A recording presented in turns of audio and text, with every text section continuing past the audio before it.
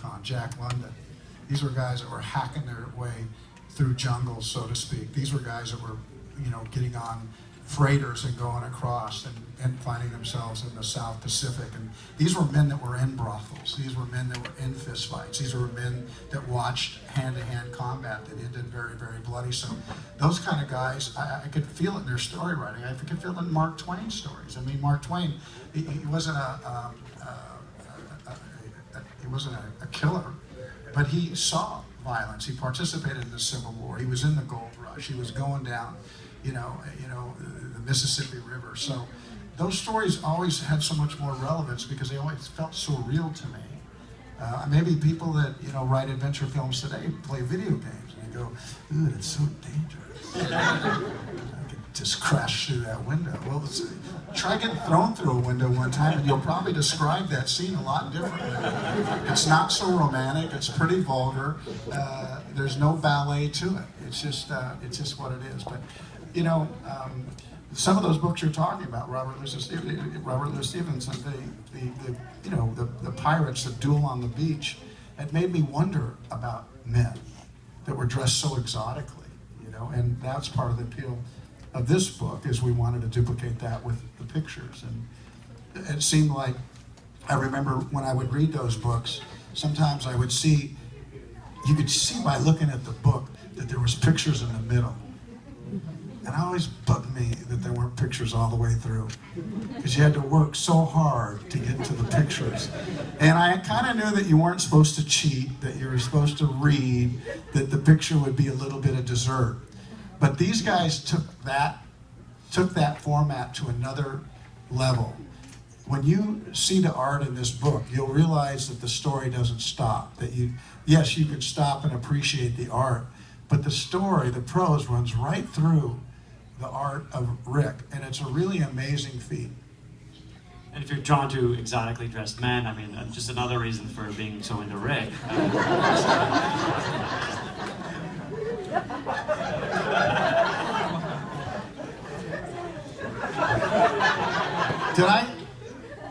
Did I just diss him somehow?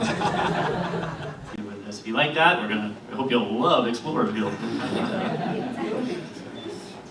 And also, I was just curious, you know, this is kind of a part graphic novel, part prose novel. How did you figure out what parts to illustrate, what parts to write, and like what were those discussions like, or was that pretty clear? Just fight after fight, bare knuckles. I mean, honestly, so the two, I think you can safely call them minor books that I've done before this one, had a graphic component in them.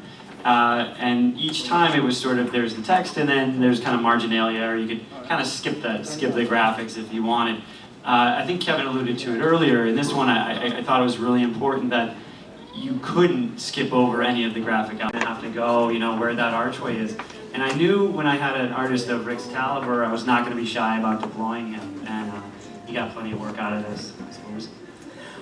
One of the interesting questions, I think this will help answer this question.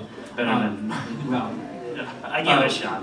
One of the very first questions we got on the book tour was a lady asked, do you think it's dangerous to try to tell an adult story with pictures in it, you know? And I mean, not physically dangerous, obviously, except maybe to my cramping hands.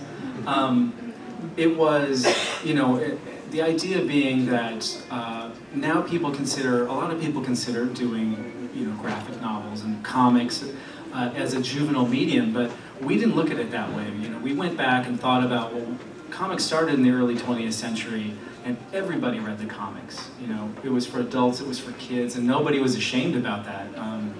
And so our feeling was kind of, you know, with John's writing having this kind of formalism to it, and this period feel, that if we, you know, sort of went back to that early kind of comic storytelling. And I had this fanciful notion that I didn't share with these guys at the time, but my feeling was, what if Winsor McCay, who we've just talked about, the giant of early 20th century comics, had run into Joseph Conrad, who was this great adventure storyteller. Ourselves, and that doesn't put by doing that, it doesn't put a ceiling on our audience. It certainly probably has a there's an age that people could maybe start to enjoy this book. I don't know, 10, 12, I'm not sure, but I think we tried to please ourselves. I mean, one thing when you read the book, you'll understand that we didn't try to put up the signpost for a movie. We really wanted this to be a novel that took its time, that went down the rabbit holes that we wanted to go down and stayed down. And stayed with character, stayed with a single thought for 5 or 6 pages, and that was really important to us, because we know that the 5-year-old is going to turn into a 12-year-old, and where sometimes you try to make something for everybody and it just doesn't work. It will work if it travels into the next century. If people are reading this 80 years from now, and I find that people stand a better chance to like what you do out there in the world is if you please yourself first. And that doesn't mean you have to indulge, but it means that you don't have to be afraid of the conventions of the time, like length and pace. We've all been driven down, beaten down with this thing on your shoulder that says, got to get going, got to pick up the pace. We can't afford to go down this subplot. And I think that diminishes storytelling, and we just simply were not going to let that be a part of this book.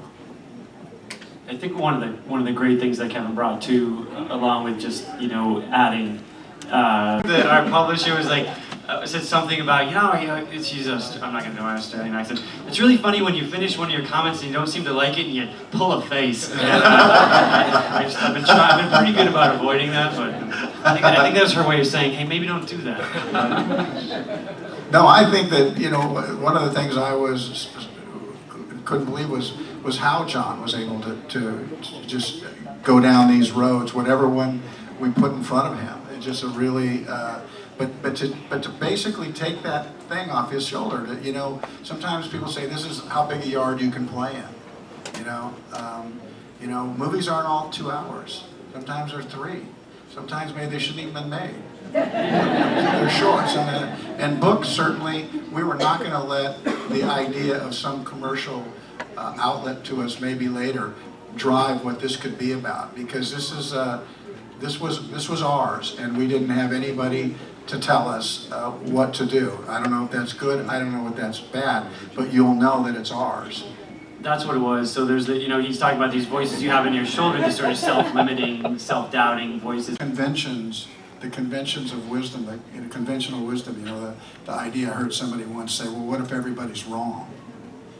And I think that, we all have our jobs, right? We're all going to go do something right after this, probably go get something to eat or whatever.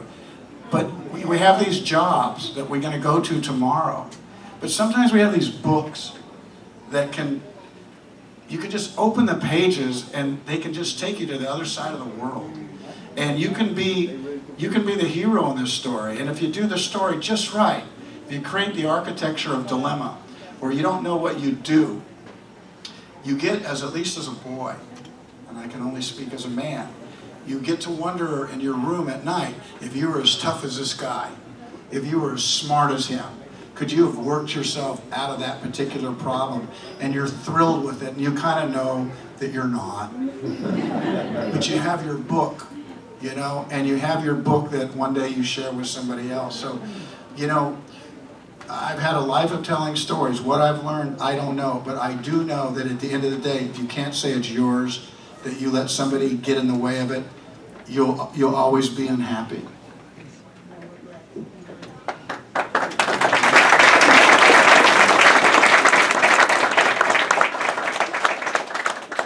We'll take a few questions from the audience.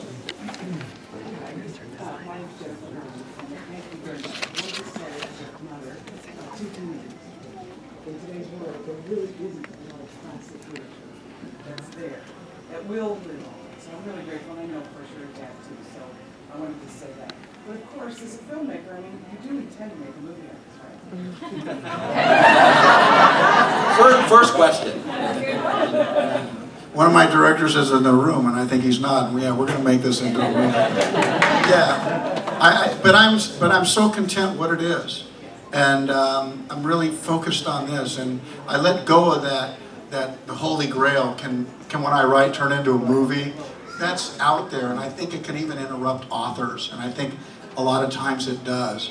So we quieted that to let it be what it was going to be. Which is utterly unadaptable. I helped Kev out by doing that. In the back. But you did mention, I'm sorry, about Kev's having kids and about how, you know, literature for kids is hard these days. And he told me just a few days before we left for this New York trip we've been on, this kind of heartbreaking story about him trying to keep his kids at the table by reading them passages of Moby Dick. And I understand the thinking behind that.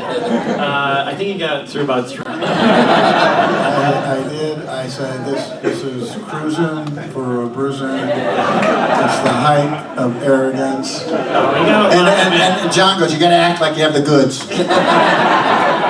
But one chance the first part of that. The aged paper, yes, for sure. I mean, you know, we're trying to create an atmosphere, and we're trying to do it with any tool that we have at our disposal. I've done a lot of art direction and design, and if it weren't for, you know, we printed that obviously right on the page, but I had these cockamamie ideas early on about taking a limited run and putting them in a cement mixer and sun curing them in, you know, leather bound, and the stuff that publishers love to hear about.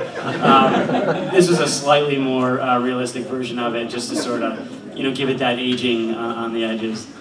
But yeah, all part of creating that atmosphere. I think when you hold it and you open it, you know right where you are immediately, and that was definitely the intent.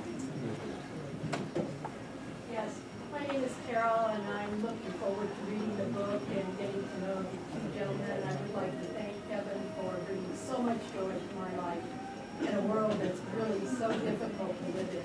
All of your movies, your singing, everything you've done, I hope you live with all of you. Thanks. Yay. That's a really good reason for me to come here tonight. Thank you. It feels weak sometimes to want to hear nice things said about you. I think these characters go, fuck it, Kevin, you don't need to hear that. but it's thank you. I know what to do with things that are like that. Thank you. Because I've been through a fair and you drew me the pick. Yeah. I really enjoyed that. Thank you. In the theory of, I'm Jeff, in the theory of making a new film, would you let the book kind of ruminate? In the movie, so for all the guys that feel like John and I did, we got one in there for you, and it's written. In the way back. Hi there.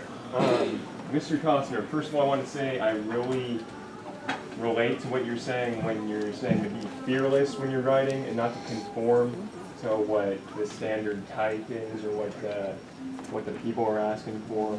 But I heard you say that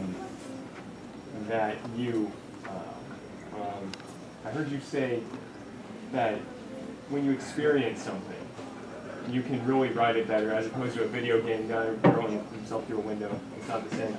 I wanted to ask you if, when you filmed Dances with Wolves, because my brother and I are from South Dakota, how did you translate your experience into directing or producing to translate the magic of the region into the film?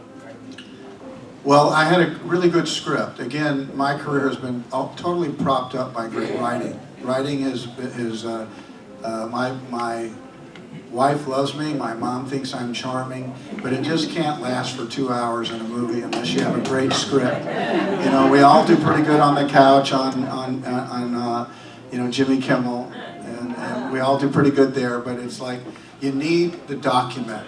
It's everything. It's an underestimated deal, and so that script painted a picture for me, and all I had to do was try to follow that.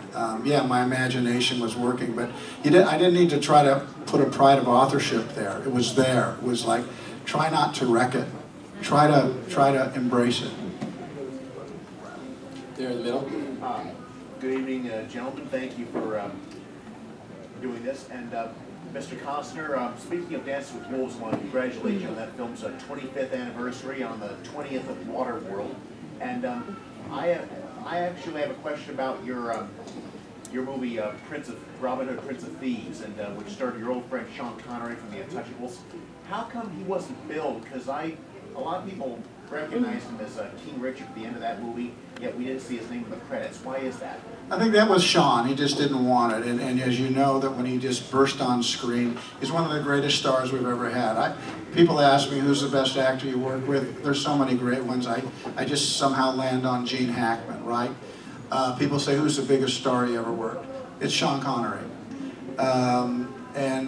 He didn't need billing. And when he hit the screen, people roared. It was good to see him. You know, credit. You know, I did a movie called Open Range, and I did that with Robert Duvall, and there was this big argument that, you know, my name should go in front of Robert Duvall's. Well, because I put my own money into the movie, and because I directed it, and because I just could, I thought it was more important to put his name in front. It just everybody knows who does what, and in the instance of Sean Connery, I just think that Sean didn't feel like he needed to have his name there. He wasn't there that long, but the guy had impact, and I miss him for one. Well, whoever his name you put in front, thank you for making this. I love the audio commentary as well.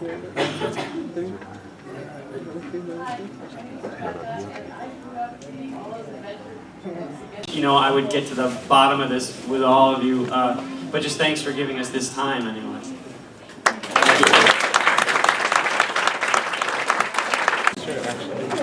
Okay, there's Mr. McMark. Please see you. Thank you.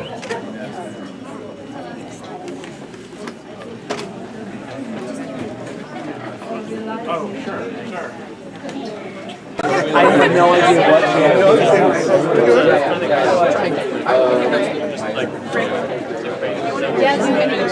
I know, I gotta squeeze my through. Excuse me, I'm sorry, I need to squeeze through. Right. You're awesome. Yes, totally.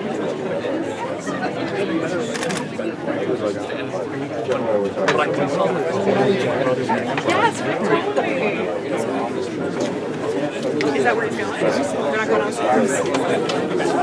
I'm sorry. I got like 6 or 8.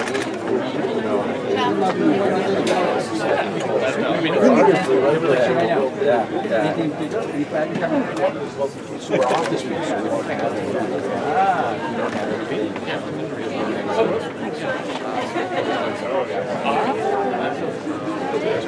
What's backing up right there? You saw the brother. You saw the brother.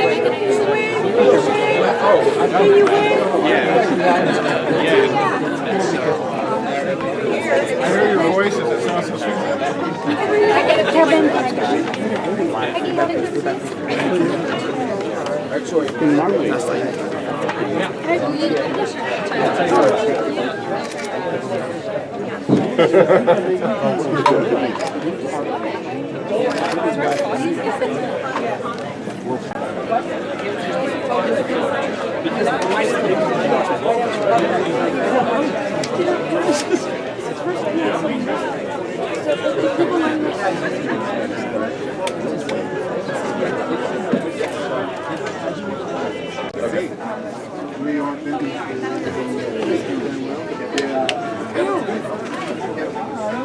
Guys, everybody must, you gotta move back. You gotta move back. You gotta move back.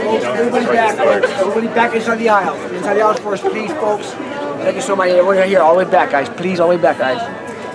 Come on, everyone back up, guys. Back up, guys. I need you to watch it too, sir, please. Just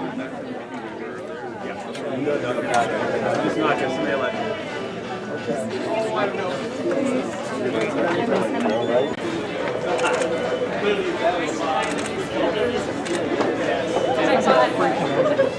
This is the end of the tour.